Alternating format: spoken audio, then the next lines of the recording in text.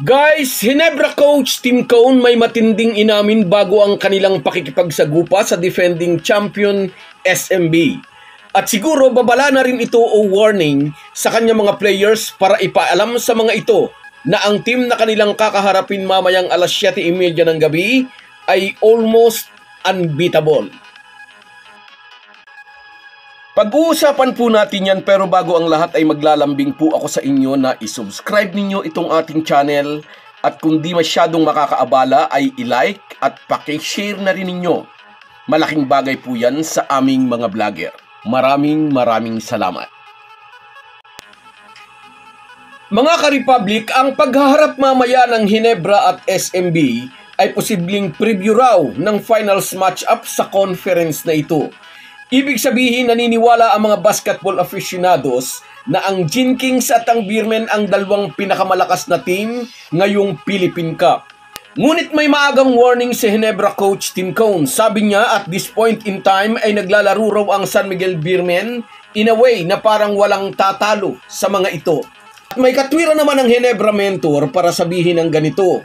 Nasa kupunan ng SMB ang nag-iisang 7-time PBA MVP na kahit ilabas ni George Gallen ay mayroong very capable backup sa katauhan ni Mo Tautua. Solid minutes ang naipuprovide ni Mo ngayong All-Filipino Cup at napakalaking bagay ng mga quality minutes niya sa sahig habang nagpapahinga si Junmar Fajardo. Ano nga ba ang rason bakit maganda ang nilalaro ngayon ni Mo Tautua? Parang naging motivation ni Mo Tautua yung nangyari sa pagitan nila ni Calvin Abueva at ng kanilang mga misis. Since then, he is playing inspired basketball. Especially, inassure siya ng coaching staff ng SMB na malaki ang kanyang magiging role ngayong minamanage din ang minutes ni Junmar Fajardo. Isa raw iyon sa mga nag-motivate sa kanya. Tanggap ni Mo Tautua kung ano ang role niya sa kupunan ng SMB. Hindi raw importante sa kanya kung pangrelyebo lang siya kay Junmar. Ang mahalagay na ibibigay daw niya ang performance na kailangan sa kanya ng kanilang team. Alam ni Hinebra coach Tim Cone, mahusay talaga ang nag-iisang 7-time PBA MVP. Ngunit mayroon din namang big men ang Barangay Hinebra sa katauhan ni Japit Aguilar at Christian Standhardinger. So far ay maganda ang ipinapakitang laro ni Japit Aguilar. Siya ang isa sa naging instrumento upang manaig ang Hinebra sa huling Manila Clasico. At alam naman ni Coach Tim Cone ang kakayahan ni si Stan. Muli at muling babalik ang performance nitong nagbigay sa kanya ng 2 BPC Awards at isang Finals MVP Award. Loaded ang SMB sa lahat ng posisyon at ganun din naman ang Barangay Hinebra. Medyo may maliit na void nga lang sa ngayon dahil injured si Scottie Thompson. Ngunit hindi rin naman matatawaran ang husay ng mga pamalit sa former MVP. Andyan sina Stanley Pringle at Maverick Ahanmisi. Paminsan-minsan pa rin namang nagagamit si L.A. Tenorio para ma-restore ang maayos na opensa.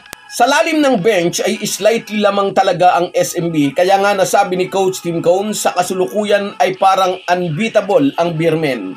Sa 3 laro ay wala pang ang talo ang mga bataan ni George Gallen dito sa Philippine Cup. Sa kabila ng paniniwalang mas malalim ang bench ng SMB, nagtitiwala naman ang fans ng Hinebra na mas malalim naman ang coaching ability o knowledge ni Tim Cone.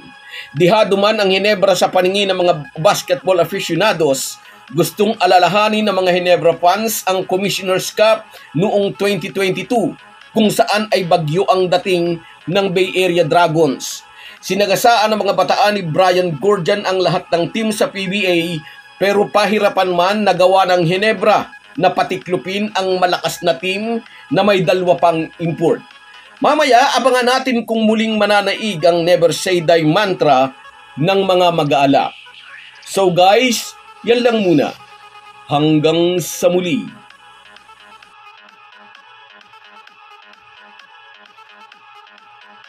Kung wala po kayong mga viewers namin ay walang magtatagumpay na vlogger, kaya gusto ko kayong pasalamatan sa paminsan-minsang pagsha-shoutout.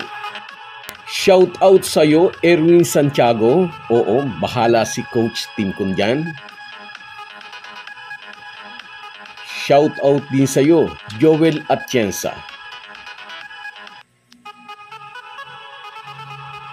Nika Kumahig from Mandaluyong City, shout out idol.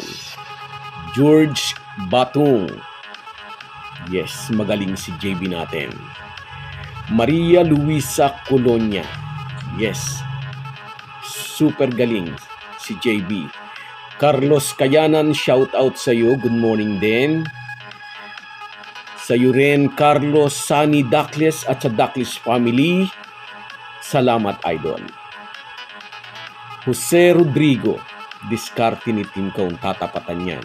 Kayang tapatan ng SMB. Drex Armento, JB tayo. Josie Casilaw, dapat lang maparusahan si Calvin Abueva. Ireneo Salangsang at si Rose Marijuan at sa kanyang apo na si Bia. Shoutout sa inyo. Kahit gaano po tayo kabisi, ay huwag po nating kalimutan ang ating buhay espiritual. Lagi po tayong magpasalamat sa bawat araw na dagdag sa ating buhay. Malaki po ang maitutulong ng pananalangin araw-araw. Isang paalala po mula sa inyong Halo-Halo Sports Republic.